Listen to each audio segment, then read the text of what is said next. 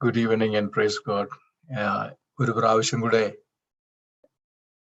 നിങ്ങളോടൊപ്പം കർത്താവിനെ ആരാധിക്കുവാനും പ്രാർത്ഥിക്കുവാനും ഒക്കെ അവസരം ലഭിച്ചതുകൊണ്ടും അതിനുവേണ്ടി എന്നെ ഒരു പ്രാവശ്യം കൂടെ നിങ്ങളുടെ കൂട്ടത്തിൽ ഇൻക്ലൂഡ് ചെയ്തുകൊണ്ടും ഞാൻ ദൈവത്തെ സ്തുതിക്കുകയും പ്രത്യേക സഭയോടും പാസ്റ്റർ സ്റ്റീവൻസിനോടും ഒക്കെയുള്ള നന്ദി പ്രത്യേകം അറിയിക്കുന്നു.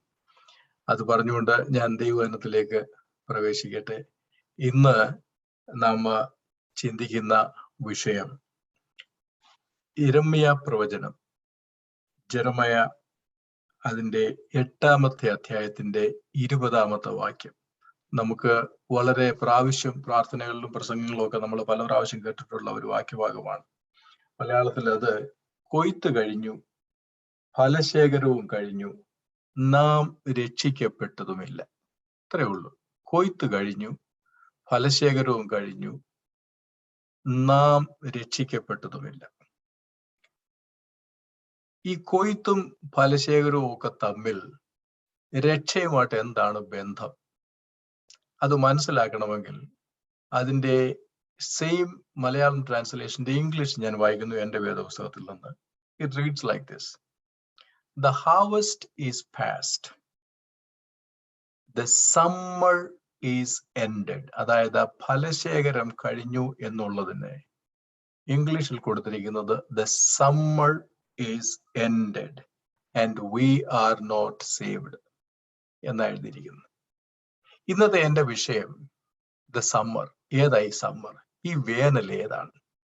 ദൈവവചന പ്രകാരം എനിക്ക് ഈ കർത്തൃദാസന്മാരൊക്കെ സംസാരിക്കുമ്പോൾ പറയുന്ന വാക്കുകൾ ഞാൻ വളരെ ശ്രദ്ധയോടെ കേൾക്കുകയും അതെനിക്ക് വളരെ ധൈര്യവും ബലവും തരുന്നതാണ്. പാസ്റ്റർ സ്റ്റീവൻസൺ പറഞ്ഞു, ഒരു സഭയുടെ വളർച്ചയിൽ ഏറ്റവും പ്രധാന പങ്ക് വഹിക്കുന്ന ഭാഗം ദൈവവചനമാണ്. ദൈവവചനം നിർലോഭമായി ഇല്ലാതിരുന്ന ഒരു കാലം ഉണ്ടായിരുന്നു. അന്ന് ജനം തന്നിഷ്ടപ്രകാരമൊക്കെ ജീവിച്ചതായിട്ടൊക്കെ നമ്മൾ ദൈവവചനത്തിൽ കാണുന്നു. എനിവേ ആ ഭാഗമൊന്നും ഞാൻ ആ ഭാഗത്തേക്കൊന്നും പോകുന്നില്ല. ഈ പറഞ്ഞിരിക്കുന്ന the harvest is past and the summer is ended and we are not saved. നമ്മൾ അവിടെ നോക്കുകയാണെന്നുണ്ടെങ്കിൽ ഒരു ടൈം ലൈൻ അവിടെ കാണാം. You will see the past, the present and the future. കഴിഞ്ഞ ഒരു കാലവും ഇപ്പോഴുള്ള കാലവും വരുവാനുള്ള ഒരു കാലവും, ഈ 3 കാലങ്ങളെ നമുക്ക് അവിടെ കാണാം.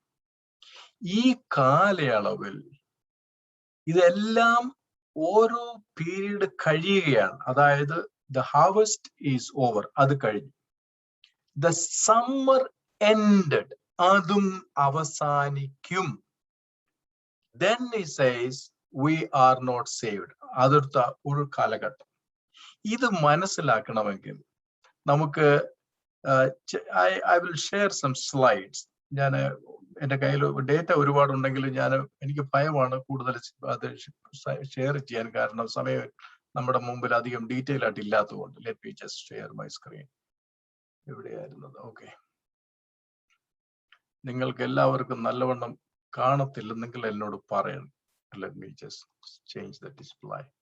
ഓൾറൈറ്റ്,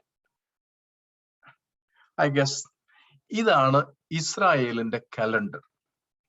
ഇസ്രായേലിന്റെ കലണ്ടറിനെ ഇതിങ്ങനെ ഒരിടത്തുനിന്ന് ഞാൻ ഡൗൺലോഡ് ചെയ്തെടുത്തതാണ്.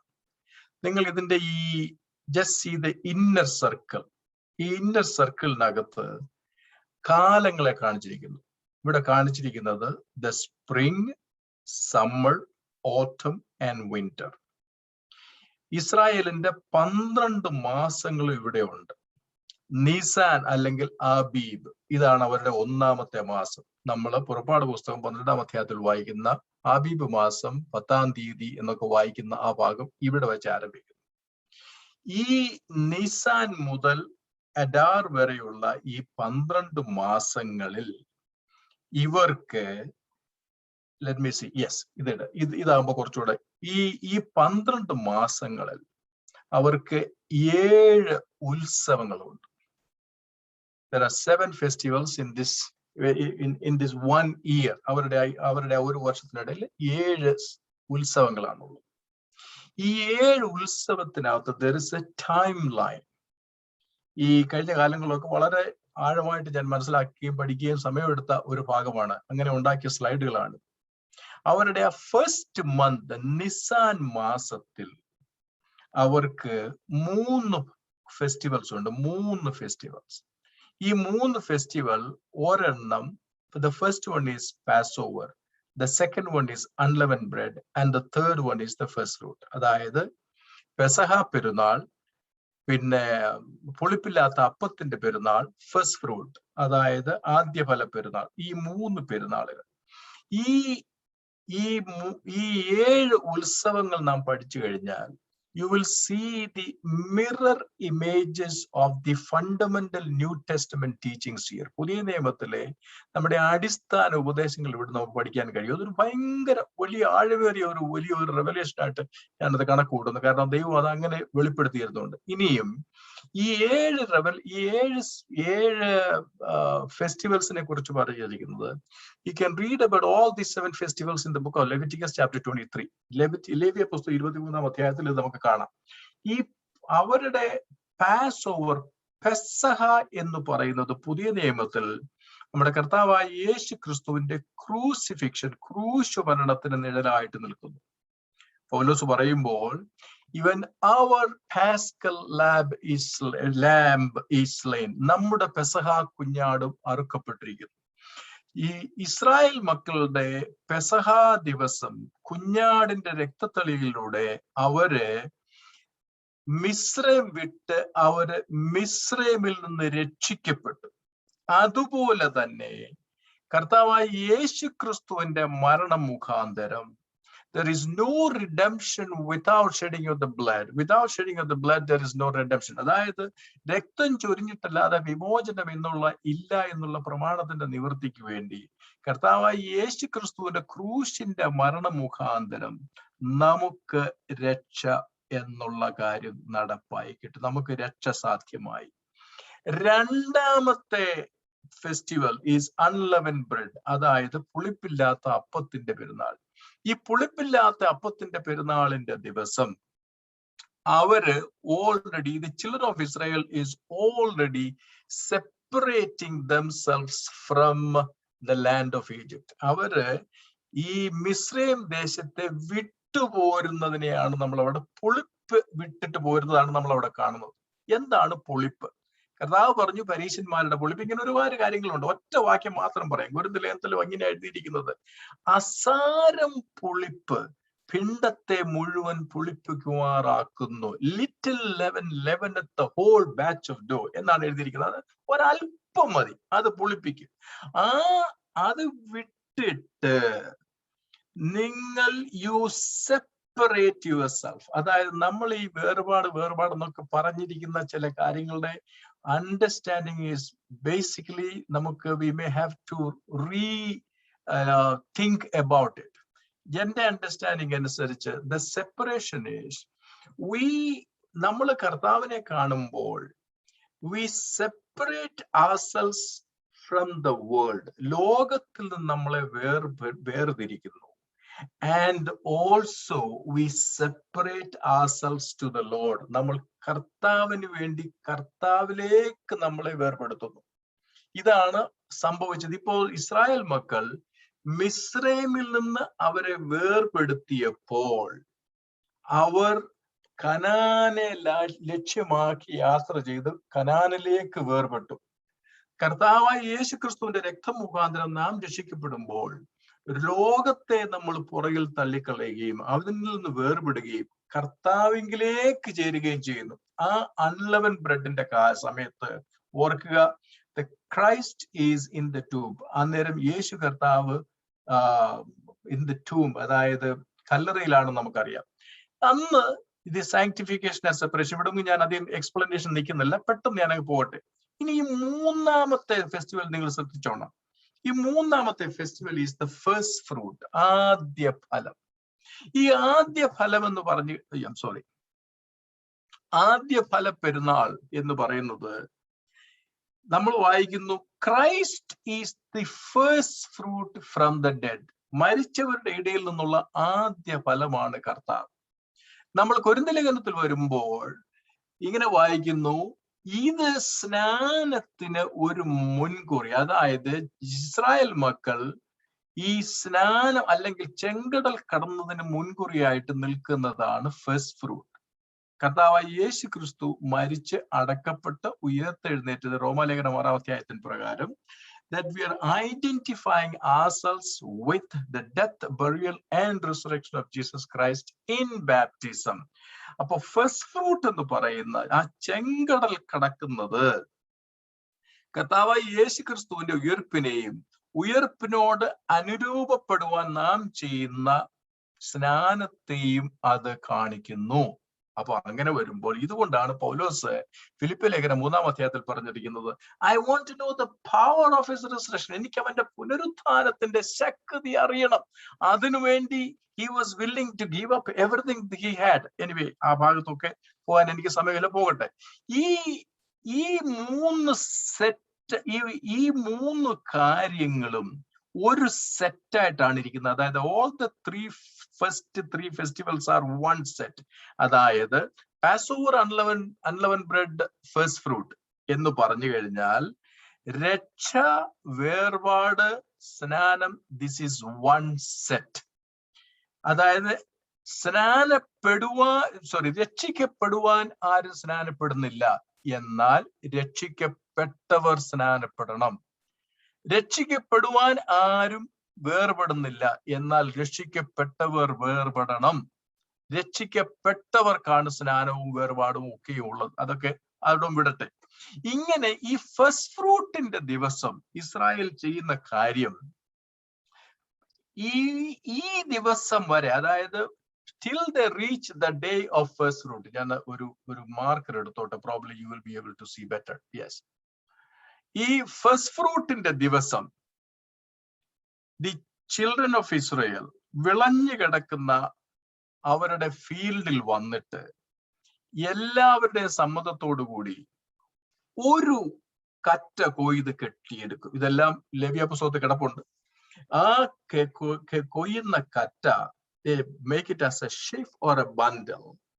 Then with festivity they take it to the temple. അവർ അത് ആലയത്തിലേക്ക് കൊണ്ടുവന്നിട്ട് ഈ കറ്റ ദൈവസന്നിധിയിൽ നീരാജനം ചെയ്യും. നമ്മൾ വായിക്കും, that is they will lift this bundle, അല്ലെങ്കിൽ നമ്മുടെ നാട്ടിലെ കറ്റ എന്ന് പറയുന്ന ആ കറ്റ തന്നെ അവരിങ്ങനെ ദൈവസന്നിധിയിൽ ഉയർത്തും. അത് ഉയർത്തുന്നതിന് മുമ്പ് the priest will turn all the 4 directions of the land. അതായത് ദേശത്തിന്റെ 4 വശത്തേക്കും തിരിഞ്ഞിട്ട് ഈ 4 വശത്തേക്കും ഈ കറ്റ വീശിയതിന് ശേഷം ഇതിനെ ഉയർത്തും എന്ന് പറഞ്ഞു കഴിഞ്ഞാൽ, ഈ ആദ്യത്തെ കറ്റ ദേശത്ത് നിന്ന് കൊയ്തിട്ട് ഇതിനെ കൊണ്ടുവന്നതുപോലെ തന്നെ ഈ വിളഞ്ഞു കിടക്കുന്ന പാടങ്ങളിൽ നിന്ന് അനേക കറ്റകൾ ഇതിന് ശേഷം ഇതുപോലെ വരികയും ഇതിവിടെ കൊണ്ടുവന്ന് സമർപ്പിക്കപ്പെടുകയും ചെയ്തു എന്നുള്ളതിന്റെ ഒരു നാന്ദിയായിട്ട്, അല്ലെങ്കിൽ അതിന്റെ ഒരു സൈനായിട്ട് അവരത് ചെയ്യും. Now think of, മരിച്ചവരിൽ നിന്നുള്ള ഫസ്റ്റ് ഫ്രൂട്ട് യേശു ക്രിസ്തു ആയിരുന്നുവെങ്കിൽ നമുക്കുള്ള ഏറ്റവും വലിയ ഹോപ്പ് എന്ന് പറയുന്നതും അഷ്വറൻസ് എന്ന് പറയുന്നതും because Christ has resurrected. നിങ്ങൾ കൊരിന്ത്യർ ലേഖനം 16-ാം അധ്യായത്തിൽ പൗലോസ് പറയുന്നത് തന്നെയാണ്. യേശു ക്രിസ്തു ഉയർത്തിട്ടില്ലെന്നില്ലെങ്കിൽ, ഉയർപ്പിൽ നമുക്ക് വിശ്വാസമില്ലെന്നുണ്ടെന്നുണ്ടെങ്കിൽ, ഇല്ലെന്നാണെങ്കിൽ all what you doing is just simply a waste of time. And Paul says that if our hope is only in this world, we are most miserable people of all. അതായത് നമ്മുടെ പ്രത്യാശ ഈ ലോകത്തിൽ മാത്രമാണെന്നുണ്ടെങ്കിൽ നമ്മൾ ഏറ്റവും അരിഷ്ടന്മാരായിട്ടുള്ള മനുഷ്യരാണ്. അതായത് വെറും ഭൗതിക ലോകത്തിന്റെ കാര്യങ്ങൾക്ക് വേണ്ടിയുള്ള മാത്രമാണ് നമ്മുടെ പ്രത്യാശയും പ്രാർത്ഥനയും ഒക്കെ എങ്കിൽ then we don't know what our calling is. Anyway, ഈ ഫസ്റ്റ് ഫ്രൂട്ടിന്റെ ആ ദിവസം കഴിഞ്ഞതിന് ശേഷം 49 ദിവസം കഴിയുമ്പോൾ പെന്റക്കോസ്റ്റ് ആണ്, the day of Pentecost. ഇതെന്താ ഈ day of Pentecost? നമ്മള് പ്രത്യേകിച്ച് the book of Hebrews, എബ്രായ ലേഖനം 12-ാം അധ്യായത്തിൽ നമ്മൾ പ്രത്യേകിച്ച് വരുമ്പോൾ 2 മൗണ്ടൻസിനെ കുറിച്ച് പറയുന്നുണ്ട്. ഒന്ന് Mount Sinai and other one is Mount Zion. ഈ 2 പർവ്വതങ്ങളിൽ നടന്ന കാര്യങ്ങളെ കുറിച്ച് അവിടെ പറയുന്നുണ്ട്. ഇവിടെ നിങ്ങൾ ഒന്ന് ശ്രദ്ധിച്ചോണം, ഞാൻ ഇവിടെ ദിവസങ്ങളൊക്കെ ഇതൊക്കെ എനിക്ക് സമയമില്ലാത്തതുകൊണ്ടാണ് എക്സ്പ്ലെയിൻ ചെയ്യാൻ നിൽക്കാത്തത്. ഈ ഫസ്റ്റ് ഫ്രൂട്ട് കഴിഞ്ഞിട്ട്, അതായത് ആദ്യ ഫലം കഴിഞ്ഞതിന് ശേഷം 49 ദിവസം കഴിഞ്ഞിട്ട് വരുന്ന 50-ാമത്തെ ദിവസമാണ് പെന്തക്കോസ്റ്റ്. ഈ ഫസ്റ്റ് ഫ്രൂട്ട് എന്ന് പറയുന്നത് ചെങ്കടൽ കടക്കുന്ന ദിവസമാണെന്നുണ്ടെങ്കിൽ, പുറപ്പാട് പുസ്തകം 19-ാം അധ്യായം തൊട്ട് നിങ്ങൾ വായിച്ചാൽ അത് വളരെ ക്ലിയർ ആണ്. അതായത് ഇസ്രായേൽ മക്കൾ ചെങ്കടൽ കടന്നതിന്റെ 46-ാമത്തെയോ 47-ാമത്തെയോ ദിവസം, 46-ാമത്തെ ദിവസം എന്നാണ് എന്റെ കണക്ക്. 46-ാമത്തെ, the 46th day they reached the foot of Sinai. Sinai പർവ്വതത്തിന്റെ താഴ്വരയിൽ അവർ വരുന്നത്. അവിടെ വന്നതിന് ശേഷം 3 days they had to sanctify themselves. 3 ദിവസം അവർക്ക് അവരെ തന്നെ ശുദ്ധീകരിക്കണമായിരുന്നു.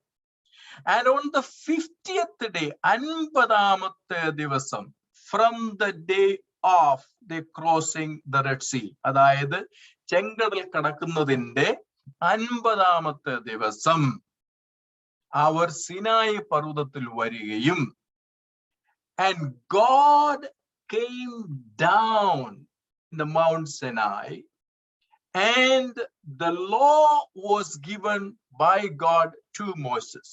അവിടെ ദൈവം അവന് നിയമങ്ങൾ കൊടുത്തു, നമ്മൾ ന്യായപ്രമാണം കൊടുത്തു നമ്മൾ വായിക്കുന്നു. അത് മാത്രമല്ല, അന്ന് അവിടെ കാഹള ശബ്ദം ഉണ്ടായിരുന്നു, തീ ഉണ്ടായിരുന്നു, വലിയ വലിയ കാര്യങ്ങളൊക്കെ ഉണ്ടായിരുന്നു. ഇതുപോലെ തന്നെ ഒരു കാര്യം വേറൊരിടത്ത് നടന്നു പുതിയ നിയമത്തിൽ. അത് നടന്നതും ഇതേ കണക്കാണ്. അതായത് ക്രൂസിഫിക്ഷൻ കഴിഞ്ഞിട്ട്, കർത്താവായ യേശു ക്രിസ്തുവിന്റെ ക്രൂശീകരണം കഴിഞ്ഞിട്ട്, അടക്ക പുനരുത്ഥാനം കഴിഞ്ഞതിന് ശേഷം 49 ദിവസം കഴിഞ്ഞപ്പോൾ, അതായത് 40 ഡേയ്സ് കഴിഞ്ഞപ്പോൾ, 40 + 10 days, 49 ദിവസം കഴിഞ്ഞപ്പോൾ 50-ാമത്തെ ദിവസം ശിഷ്യന്മാർ ഒരിടത്തുകൂടിയിരുന്നു. നമ്മളൊക്കെ അവരെല്ലാം കൂടെ മാളികമുറിയിൽ ഇരുന്നു എന്നും അവിടെ മാളികമുറിയിൽ ഇരുന്നെന്നൊന്നും വേദപുസ്തകം പഠിപ്പിക്കുന്നില്ല. ആ പെന്തക്കോസ് നാൾ വന്നപ്പോൾ അവർ ഒരു സ്ഥലത്ത് കൂടിയിരുന്നെന്നാണ് എഴുതിയിരിക്കുന്നത്. We don't even know where they were. Anyway പോട്ടെ.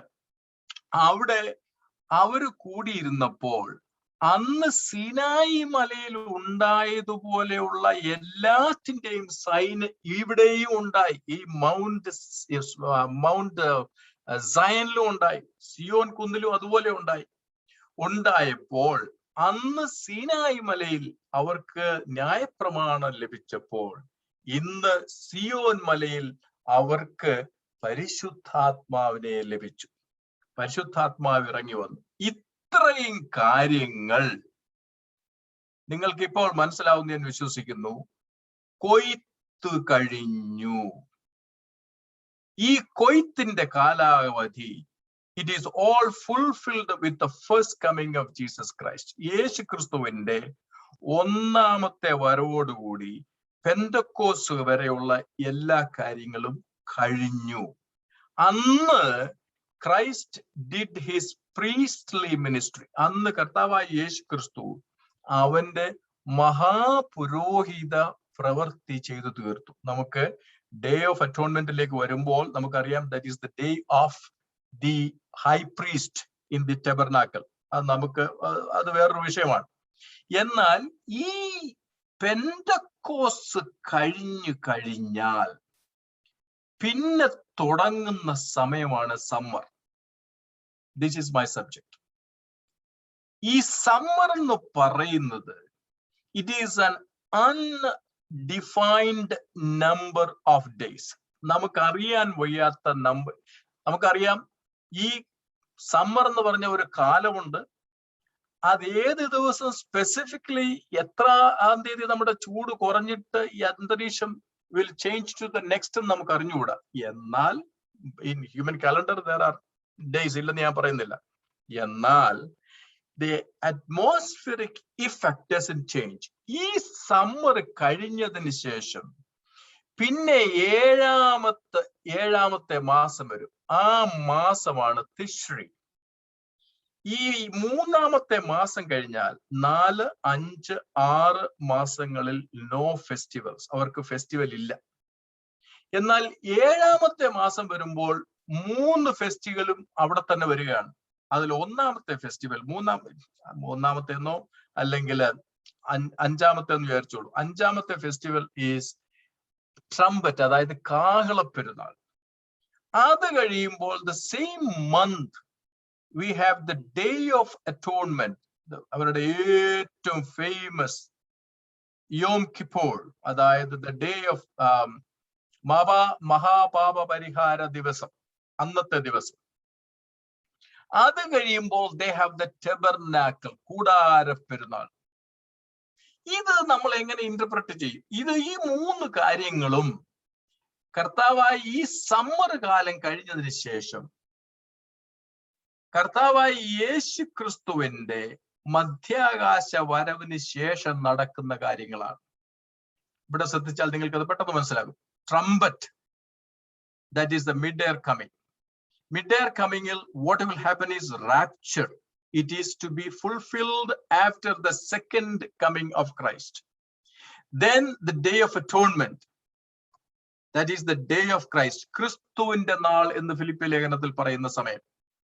അത് കഴിഞ്ഞു വരുമ്പോൾ now we see the tabernacle. ഇതെന്തുവാണ് ഈ പറയുന്ന സമ്മർ എന്നുള്ള ഭാഗമാണ് ഞാൻ പറയാൻ വരുന്നത്. ഈ സമ്മർ എന്നുള്ള ഭാഗം നിങ്ങൾ ഈ സ്ലൈഡ് ഒന്ന് ശ്രദ്ധിച്ചാൽ നിങ്ങൾക്ക് മനസ്സിലാകും. ദാനിയേൽ പ്രവചനം പഠിക്കുമ്പോൾ നമുക്കറിയാം, ഒരു 70 ആഴ്ചവട്ടക്കാലത്തിന്റെ ഒരു സമയം ദാനിയേൽ പ്രവാചകൻ പറയുന്നു. ഈ 70 വീക്സ് ഓഫ് ഡാനിയൽ എന്ന് പറയുന്ന ആ കാലഘട്ടത്തിനിടയിൽ ഒളിച്ചു വെച്ച ഒരു ചെറിയ കാലഘട്ടമുണ്ട്. ആ കാലഘട്ടം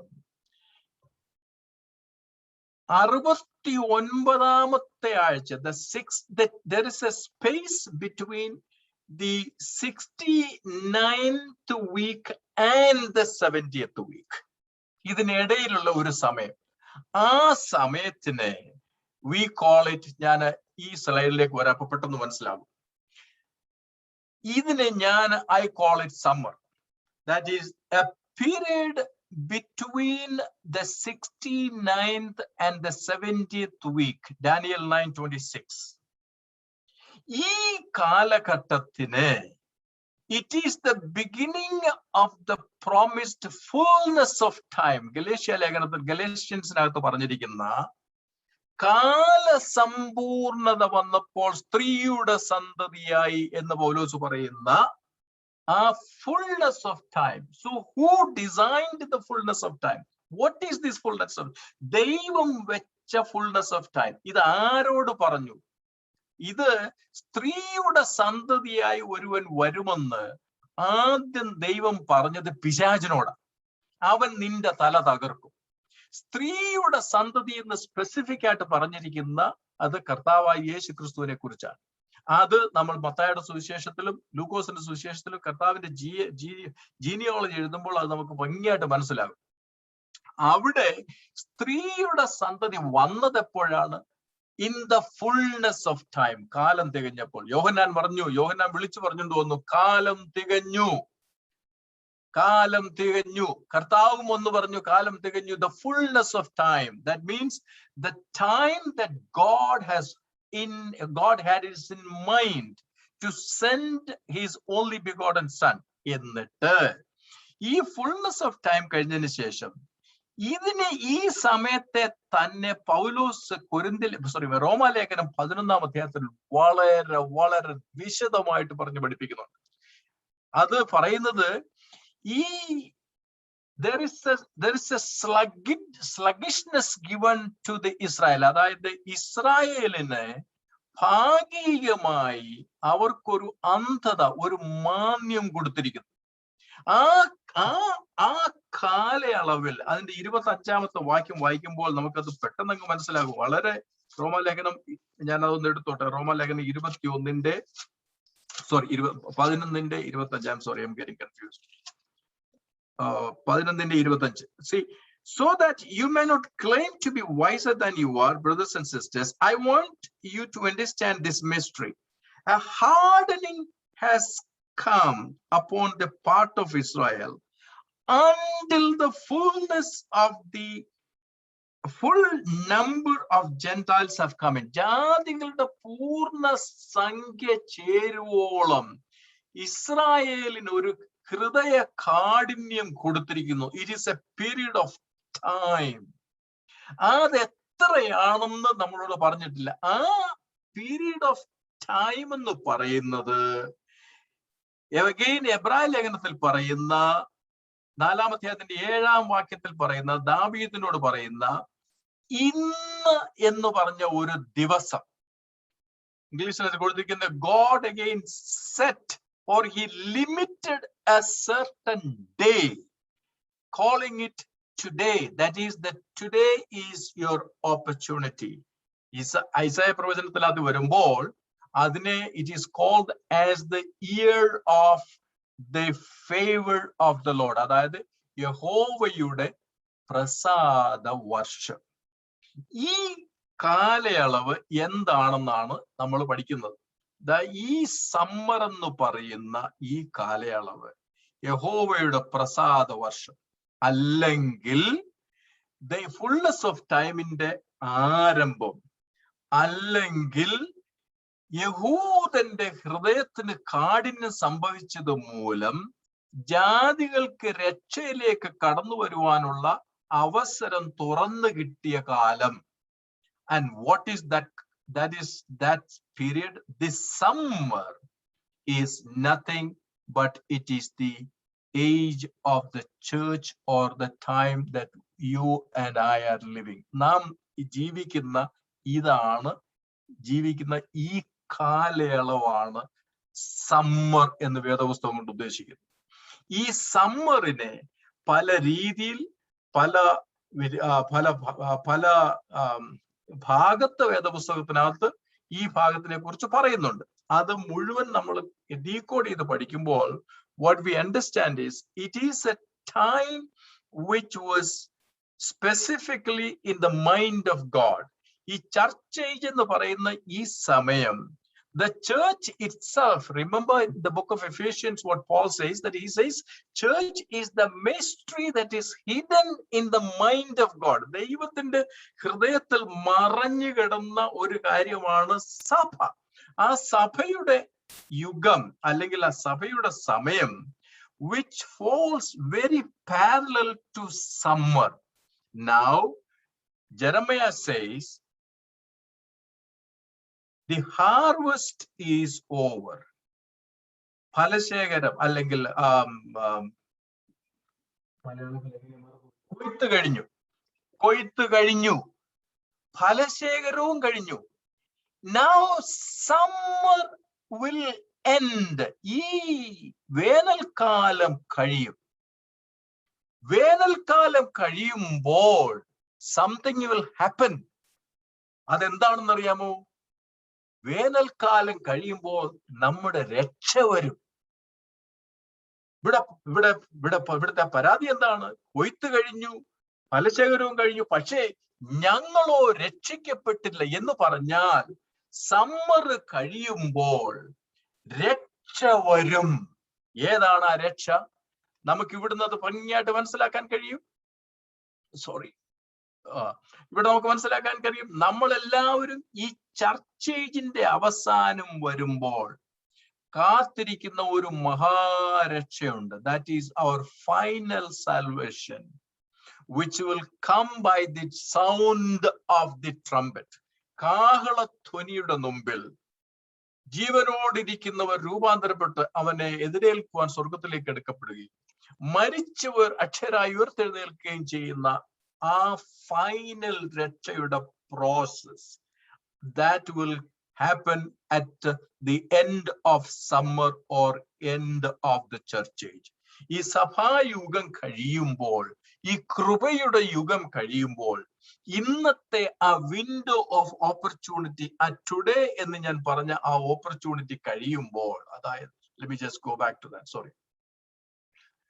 ഈ ടുഡേ എന്ന് പറഞ്ഞ ആ ഓപ്പർച്യൂണിറ്റി അത് തീരുമ്പോൾ, അല്ലെങ്കിൽ യഹോവയുടെ പ്രസാദ വർഷം അവസാനിക്കുമ്പോൾ അതോടുകൂടി രക്ഷ അവിടെ കഴിഞ്ഞു എന്നാണ് ഇവിടെ പ്രവാചകൻ പറഞ്ഞുകൊണ്ട് വരുന്നത്. ഞാൻ അത് അല്പം കൂടെ ഒന്ന് എക്സ്പ്ലെയിൻ ചെയ്തോട്ടെ. In the big picture what is this? അതായത് you start with the origin of Genesis 1:1. In the beginning God എന്ന് തുടങ്ങിയാൽ you see so many things. We can see the chaotic earth, you can see the restored earth. Adam and Eve ആദാമിനെ ഹവ്വായെയും കൊണ്ട് താമസിപ്പിച്ചത് ഈ restored എർത്തിലാണ്.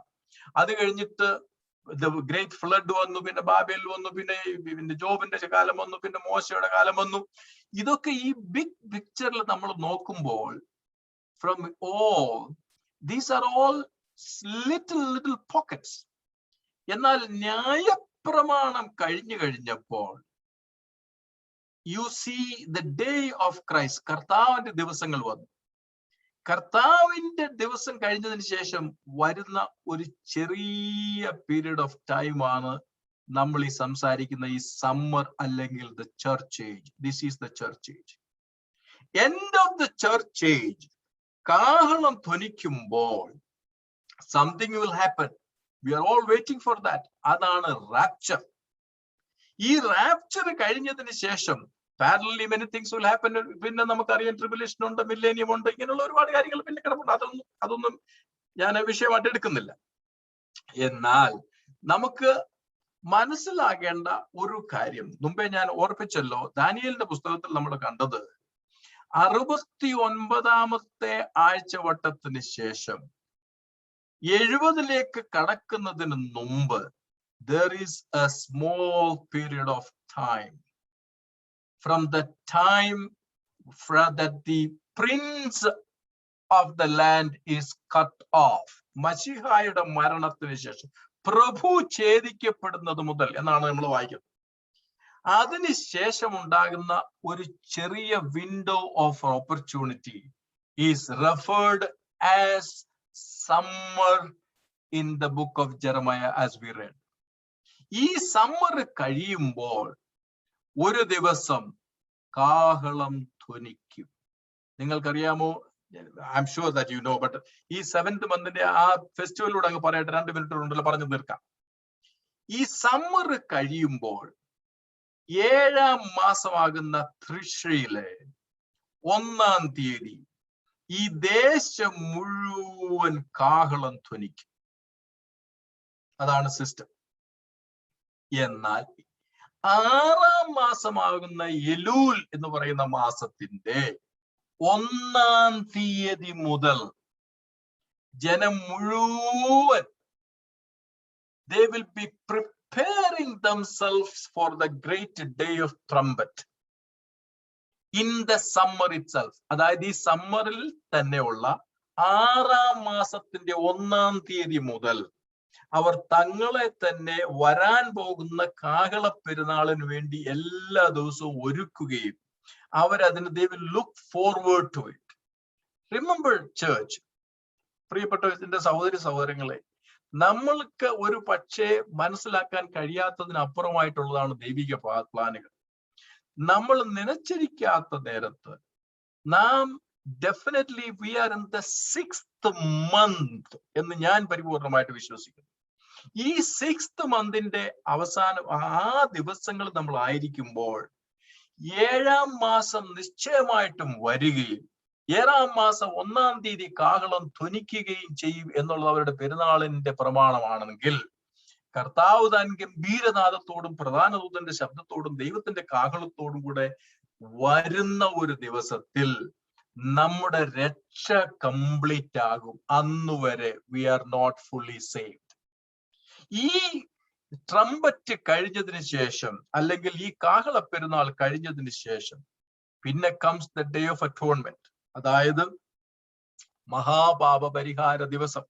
ഈ മഹാപാപ പരിഹാര ദിവസം നമ്മുടെ മഹാപുരോഹിതൻ, വേദപുസ്തകം എബ്രായ ലേഖനം പറയുന്നത് നമ്മുടെ ശ്രേഷ്ഠ മഹാപുരോഹിതൻ, ആകാശത്തിലൂടെ കടന്നുപോയ ആ ശ്രേഷ്ഠ മഹാപുരോഹിതൻ നമ്മുടെ സഹതാപങ്ങൾ നമ്മളോട്, നമ്മുടെ കഷ്ടങ്ങൾ നമ്മളോട് സഹതാപം കാണിക്കാൻ കഴിയാതിരിക്കാത്തവനായ നമ്മുടെ കർത്താവ്, ആ വലിയവനായ നമ്മുടെ കർത്താവ്, ആ മഹാപുരോഹിത ശുശ്രൂഷകളുടെ പൂർണ്ണത നടത്തുന്ന ദിവസമാണ് ദ ഡേ ഓഫ് അറ്റോൺമെന്റ്. അതിന് ശേഷമുള്ളതാണ് കൂടാര പെരുന്നാൾ. ദാറ്റ് മീൻസ് വെളിപ്പാട് പുസ്തകം 21-ാം അധ്യായത്തിൽ നമ്മൾ വായിക്കുന്നത് ഇങ്ങനെയാണ്: the tabernacle of God with man. മനുഷ്യരോടുകൂടി ദൈവത്തിന്റെ കൂടാരം. ഈ ദൈവത്തിന്റെ കൂടാരം മനുഷ്യരോടുകൂടി വസിക്കുന്നതിന് വേണ്ടി സ്വർഗത്തിൽ നിന്ന് ഇറങ്ങി വരുന്നത് യോഹന്നാൻ കാണുന്ന ആ വെളിപ്പാടിനെ കുറിച്ച് നമ്മൾ വായിക്കുന്നു. ഒരു പക്ഷേ ഈ ഭാഗങ്ങളൊക്കെ വളരെ ആഴമായിട്ട് നമുക്ക് പഠിച്ചു കഴിഞ്ഞാൽ നമ്മുടെ വിശ്വാസത്തിനും നമ്മുടെ കാഴ്ചപ്പാടിനും ഒക്കെ ഒരുപാട് വ്യത്യാസങ്ങൾ ഉണ്ടാകുകയും നാം വിശ്വസിക്കുന്ന കാര്യങ്ങൾ നിശ്ചയമായിട്ടും ശ്രേഷ്ഠവും ദൈവികവുമാണെന്നുള്ള ഒരു അണ്ടർസ്റ്റാൻഡിങ് നമുക്ക് ഉണ്ടാകുകയും ചെയ്യും. എന്നാൽ ഇന്ന് രാത്രി എനിക്ക് ഇത്ര മാത്രമേ ഓർപ്പിക്കാനുള്ളൂ. ഈ നമ്മുടെ ജീവിതത്തിൽ തന്നെ ഇസ്രായേൽ മക്കളുടെ ഈ കാണുന്ന, ഈ പറഞ്ഞിരിക്കുന്ന ഈ ഉത്സവങ്ങളോട് ചേർത്ത് നാം പഠിക്കുമ്പോൾ കർത്താവിനോടുകൂടെ ചേരുവാനുള്ള ഭാഗ്യം നമുക്ക് ലഭിച്ചു, രക്ഷിക്കപ്പെടുവാൻ ഭാഗ്യം ലഭിച്ചു, വേർപെടുവാനുള്ള അവസരം കിട്ടി, സ്നാനപ്പെടുവാനുള്ള അവസരം കിട്ടി, നിശ്ചയമായിട്ടും പരിശുദ്ധാത്മാവിനാൽ നിറയുവാനുള്ള സമയം നമുക്ക് കിട്ടി. വിശ്വാസത്തിൽ ഈ കൃപായുഗത്തിൽ, ഈ സമ്മറിൽ, ഈ വേനലിൽ ജീവിക്കുവാൻ കർത്താവ് നമുക്ക് കൃപ തന്നു. എന്നാൽ what I have to remind everybody is that we are in this very 6th month where we should be preparing ourselves, because the 6th month also will come to pass. അത് അവസാനിക്കും. 7th month വരും. അന്ന് കാഹളം 1-ാം തീയതി ആകുമ്പോൾ എല്ലായിടത്തും ദേശത്തും മുഴുവൻ ഊതും. കർത്താവ് പറഞ്ഞിരിക്കുന്നത് തന്നെയാണ്. അവൻ നിശ്ചയമായിട്ടും വരും, ദൈവത്തിന്റെ കാഹളവുമായിട്ട് വരും. അന്ന് ആ കാഹള ശബ്ദം കേൾക്കുകയും അന്ന് നമ്മൾ പൂർണ്ണമായിട്ട് രക്ഷിക്കപ്പെടുകയും ചെയ്യുവാൻ കർത്താവ് നമ്മെ സഹായിക്കട്ടെ. ദൈവം നിങ്ങളെ അനുഗ്രഹിക്കട്ടെ. ഞാൻ എന്നെ ഓർത്ത് പ്രാർത്ഥിക്കും. Praise the Lord.